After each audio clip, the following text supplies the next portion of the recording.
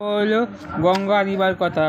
অগস্ত্যমুনি সাগরের জল খাইয়া ফেলিয়াছিলেন, এ কথা তোমরা নিশ্চয়ই শুনিয়াছ। সেই সাগর অনেক দিন হইয়া শুকিয়া পড়িয়াছিল, তারপর কেমন করে তার জল আসিল সে অতি আশ্চর্যের ব্যাপার। অযোধ্যার এক রাজা ছিলেন, তাহার নাম ছিল সাগর। রাজার বড় রানীর ছেলে ছিল, তো তাহার নাম ছিল অথমাঞ্জ। তাহার ছোট রানী 60,000 ছেলে ছিল, তাহাদের নাম আমি জানি না। অথমাঞ্জের এমন দুটি ছিল যে ছোট ছোট ছেলেকে ধরিয়া সে জলে ফেলিয়া দিতে এবং সেই জল খাইবার জন্য আসিত। রাজা বললে, বিরক্ত হইয়া তাকে বললে আত্মাইয়া দিল। যাই হোক, অথমাঞ্জের পুত্রের অংশুমান বড় ভালো ছেলে ছিল। রাজা যত্নের সহিত তাকে মানুষ করিয়াছিলেন। ইহা তেমন অনেক বছর পরে রাজা ধূমকেতুর সহিত অষ্টমের যজ্ঞের আয়োজন করিল। যজ্ঞের উপরে জয়পাত্র বলিয়া তাদের ছাড়িয়ে দিতে হয় এবং সেই ঘোড়া সমস্ত পৃথিবী ঘুরিয়া ফিরিয়া আমার মাংস যজ্ঞ করা হয়। যে যজ্ঞের নাম অশ্বমেধ। যশমান ছিল, সেই তাহার লেখা ছিল, খবরদার এই ঘোড়া কেহই আটকাবে নয়। সে কথা পরে সে চটে গায়ের রং, সে তখনই ঘোড়া আটকায়। এই ঘোড়াকে ছাড়িয়া আনিবার জন্য সে খুব মজবুত একটা লোক আনিতে হয়। আর সাগর অংশুমানের সঙ্গে তাহা জয়পত্র মাঠটি জড়িয়া দিয়েছিল। এই ঘোড়াতে জয়পুত্র পদবী বড় স্বয়ং দেবরাজ ইন্দ্রের সামনেই গিয়া পড়িয়াছিল। ইন্দ্রের অমন সে রাক্ষসে বেদ ধরিয়া তাহাকে চুরি করিয়া বসিয়াছিলেন। এখন কি উপায় করিবে? ঘোড়া না পাইলে 60,000টাই মাটি যাবে, তাহা বুঝলেন নিতান্ত বিপদের কথা। 60,000 ছেলে তখনই ব্যস্ত হইয়া খুঁজিতে লাগিল। শহরে বন্দরে পাহাড় পর্বত বন মাঠ কিছুতেই তাহারা বাকি রইল না।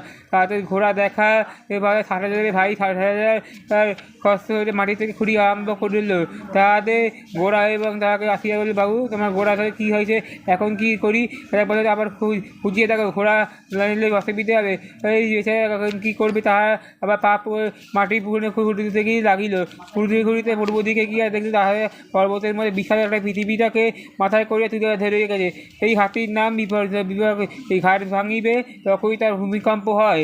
আর যাই হোক, বিভাগ পথে সে ঘোড়া ছিল না। সেই রাজপুত্র সেখানে আবার দক্ষিণের দিকে ঘুরিয়ে চলল। ঘুরিতে দেখল সেখানেও মহাপক্ষ নামে এক বিশাল হাতি পৃথিবীটাকে মাথায় করিয়া রেখেছে। এমন করিয়া তাহার ভদ্র নামে দুটো হাতি পাইল, কিন্তু ঘোড়াকে পাইলে তা কেমন করিয়া পাইবে? সে যোগ্য করবে, পূর্বে গেল, পশ্চিমে গেল, উত্তর দক্ষিণ কোনো কিছুতেই ছিল না। সে ইশারা করে ঈশান কোনেও গেল। সেইখানে জায়গায় মাত্র রাজপ্রাসাদ দেখল যে কপাল মুনি সেখানে বাস করিয়া বসে আছেন। ঘোড়াটি তাহার ফাইচারি করতেছিল। তো বালক বলে, ভাবি ভাই, এই চোর আমাকে 60,000 ভাই বিক্রির খরচ লইয়া গাছে ফরিয়া তাহা ছুটিতে বলে, বটে দুশ্রু, তুমি আমাকে ঘোড়া চড়িয়ে করো তারা, আমি যাইতেছি। তখন ভয়ঙ্কর রাগের সহিত এমন হুঙ্কার ছাড়িয়ে দিল যে হুঙ্কারেই ইহা রাজার সঙ্গে পুড়িয়ে ছাইয়ে গেল। যেদিকে রাজার পথে চলিয়া গেল, তাহার পুত্রের ঘোড়া লইবে আসবে কে? তবে যজ্ঞ শেষ হইবে। রাজা বললে আর কিছুই হবে না। তখন তিনি আবার অথমাঞ্জকে ডাকিয়ে বুঝিয়ে অংশমানের অনেকটা সহজ হয়ে গেল। কারণ তাহলে খুড়ারা বললো যাইবার পথে, সে বললো সেই পথে খুঁড়ি চলে। কিছুদিন আগেই 2 দিন পর সে ভয়ঙ্কর হাতিকে দেখা করিল। অংশমান তাহাকে বললো, নমস্কার, আমি হাতিমশাই, আপনার মঙ্গল হোক। আমি অথমানদের পুত্র অংশুমান। আমার খুড়া মশাইকে বললো, আপনি কি আমাদের ঘোড়াটির কোনো সংবাদ রাখেন? হাতি বললে, হ্যাঁ বাবু, এই পথ দিয়েই যাও, ঘোড়া পাইবে। এমন করিয়া ক্রমে সে 4টি হাতি প্রত্যেকটির সঙ্গে অংশুমানকে দেখা করলো। তার সঙ্গে, যাও বাবু, তোমার ঘোড়া পাইবে। তারপর কিছু গিয়ে দেখবে তাহার খুড়াদের দেহে ছাই পড়িয়াছে, আর সেই কাছে গিয়েই ঘোড়াটা দেখবে। আমি সেই দুর্দশার কথা ভাবিতে অংশুমানকে বড়ই কষ্ট হইল। যেমন কী করে ভালো দুঃখ সইবে তার কোনো দরকার নেই। ইহাদের তর্পণ করিয়া ইহাদের স্বর্গ লাভ হয়। আর তর্পণের জন্যই জল খুঁজিতে লাগিলেন। এই জল না পাওয়ার জন্য জল তো পাওয়াই গেল না, উল্টে জল খুঁজিতে গরুর বেগে অংশুমান দেখা হইল। এই পাখি ছিল অংশুমানের খুঁড়তুতো মামা। সে অংশুমানকে বলল, ভাই, তোমার এই খুড়া দিকে তৎপর্ণায় যে কিছু জলে আনিতে পারিবে? তুমি বলে কবিদের তেজে তারা ভস্ত হইয়া গেল। গঙ্গার জল ছাড়া আর ইহাদের তর্পণে হইবে না। ইয়ে তুমি ঘোড়া দিয়ে দেখে যাও, আর তোমাদের পিতা মাতাকে যজ্ঞ নিয়ে যাও। তুমি আমাকে। সুতরাং অংশুমানের অগত্যা ঘোড়া লইয়া দিল। পুত্রকান্ত দুর্যোধনের সংবাদ পেয়ে সাগর জলে ছুটিয়া দিল। এই গঙ্গার জল ফেরিয়া পুত্রকানে তথাপি কোনো উপায় না দেখতে পারল না। গঙ্গা যে পৃথিবীতেই ছিল না, তা আসলে স্বর্গ। সাগর আর পৃথিবীর মধ্যে বছরে বসিয়েছিল। এই বছরের মধ্যে গঙ্গা কাঁদতে পারলে তাহার পুত্রদিকে উদ্ধার করিতে হয় নাই। তাই আমি সেই অংশমানে পারবো না। অংশমান পুরো পুত্র দিলীপ বড়ই রাজা, তিনি ছিলেন গঙ্গা আনিবার পারবে। দিলীপের রাজা ছিলেন তার প্রচলিত ভাগীরথী। তিনি যেমন ধার্মিক ছিলেন, তপস্যা করেছিলেন আশ্চর্য।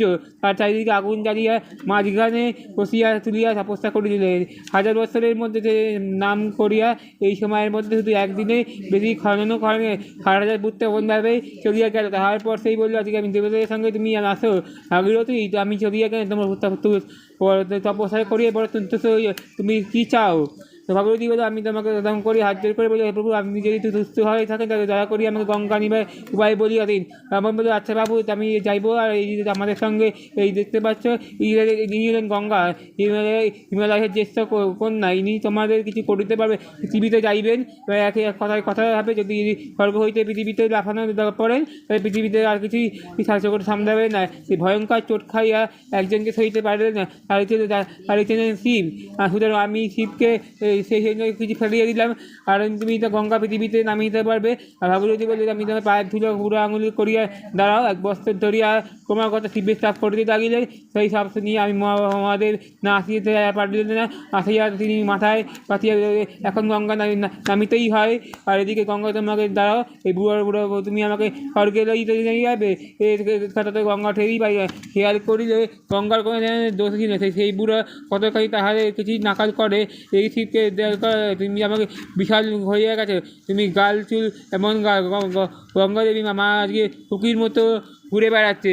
বস্ত্রের গঙ্গা তবুও সেই জটের মধ্যে হইতে পারে না।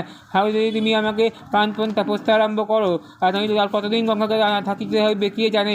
ভাগীরথী যদি তপস্যা শুরু করো, শিবকে জড়াও, গঙ্গা তুমি আমাকে সাত দিকেই বাহিন করো। আমি করিয়া তুমি যার পথটা ঘুটিয়ে গেলে, আর আমি সেখান থেকে তুমি আসিয়াছি দেখা জল খানার নৃত্য হইলে তুমি কখনো দেখা নাই।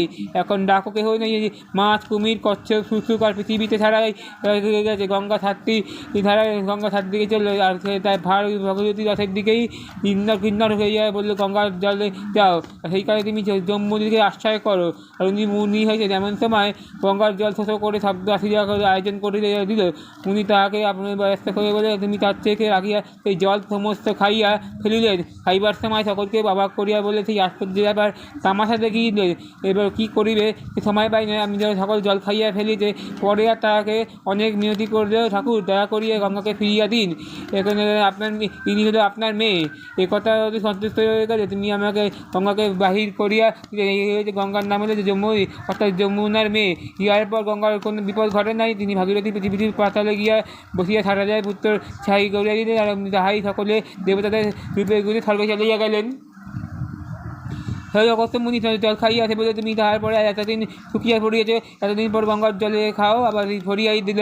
ব্রাহ্মণ বলল, তুমি যতদিন পর্যন্ত এই সাগরের জল থাকিবে ততদিন তুমি পুত্র স্বর্গে গিয়ে বাস করিবে।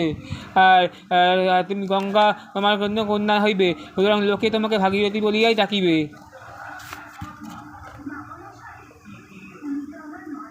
হলো গঙ্গা আনিবার কথা। অগস্ত্য মুনি সাগরের জল খাইয়া ফেলিয়াছিলেন, এ কথা তোমরা নিশ্চয়ই শুনিয়াছ। সেই সাগর অনেকদিন হইয়া শুকিয়া পড়িয়াছিল। তারপর কেমন করে তার জল আসিল, সে অতি আশ্চর্যের ব্যাপার। অযোধ্যার এক রাজা ছিলেন, তাহার নাম ছিল সাগর। রাজার বড় রানীর ছেলে ছিল, তো তাহার নাম ছিল অসমাঞ্জ। তাহার ছোটো রানী 60,000 ছেলে ছিল, তাহাদের নাম আমি জানি না। অসমাঞ্জের এমন দুটি ছিল যে ছোটো ছোটো ছেলেকে ধরিয়া সে জলে ফেলিয়া দিতে, এবং সেই জল খাইবার জন্য আসিত। রাজা বললে, বিরক্ত হইয়া তাকে বলে আশ্রয় দিল। যাই হোক, অসমাঞ্জের পুত্রের অংশুমান বড় ভালো ছেলে ছিল। রাজা যত্নের সহিত তাকে মানুষ করিয়াছিলেন। ইহা তেমন অনেক বছর পরে রাজা ধূমকেতুর সহিত অষ্টমের যজ্ঞের আয়োজন করিল। যজ্ঞের উপরে জয়পাত্র বলিয়া তাদের ছাড়িয়ে দিতে হয়, এবং সেই ঘোড়া সমস্ত পৃথিবী ঘুরিয়া আমার মাংস